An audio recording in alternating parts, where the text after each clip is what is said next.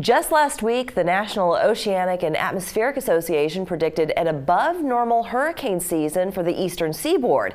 Joining us with what we need to know to prepare is Joel Cline, Tropical Program Coordinator at NOAA's National Weather Service. It's great to have you. Well, thank you. It's great to be here. All right, so tomorrow starts hurricane season. It just seems like we came off of hurricane season yesterday, but here we go again. And then now with this news from NOAA, it sounds like we're going to have a pretty active time in the next few months. It does seem that way. It's called job security for me. But anyway, all the signs are pointing toward an above average season. They look at many different things.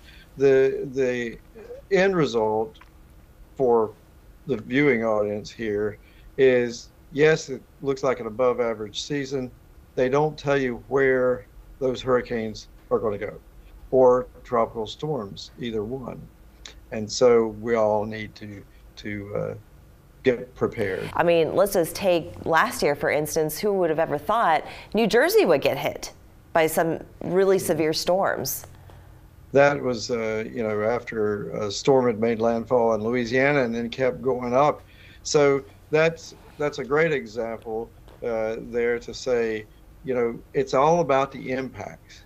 And it doesn't matter whether it's a Cat 1, a Cat 5, whatever, as long as those impacts are a danger to your life and property, you've got to take that into account. I mean, when people close their eyes and they think of a hurricane, they usually think of wind. Mm-hmm. And it also encompasses rains and floods and storm surge and even potentially tornadoes as well. And that's what did the damage up in the New Jersey, New York City area. And that's right.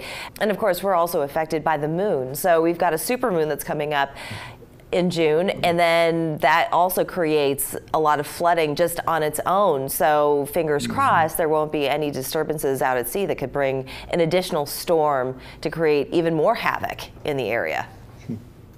Yeah, that's certainly something that would add to storm surge, which is, of course, one of the dangerous impacts that we've had in systems. Mm-hmm. And so, hurricanes right now have a category from 1 to 5. Is that correct? That's correct, and I'm glad you brought that up. Thank you for that. A lot of people get hung up on that, and that only is a category. It was created for just wind, number one, and engineering.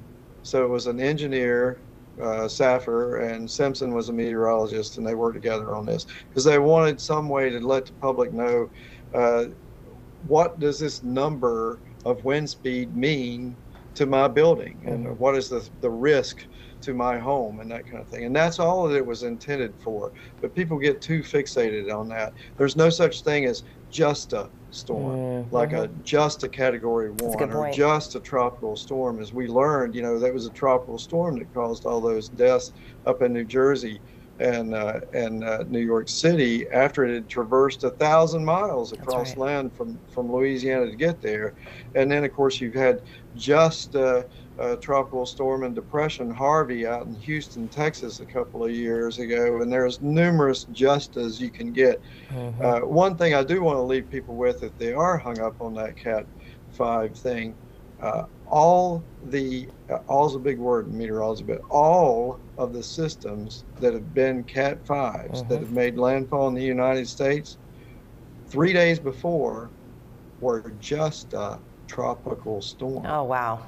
None of them were even at hurricane strength 72 hours before they hit landfall. And the average time before they make landfall that those big monsters were before they became a hurricane was only 50 hours. So just a little more than 2 days. Goodness gracious. All right, well, this is a lesson for all of us. If you haven't done so already, now is the time to get prepared. Make sure those trees are cut back around your house. Make sure your roof is sealed tight. Make sure you've got your provisions, your documents, all those things in place, and an escape plan just in case we do have a storm that comes through, that we can save life and property as much as possible. I want to thank you so much, Joel Cline, for joining us.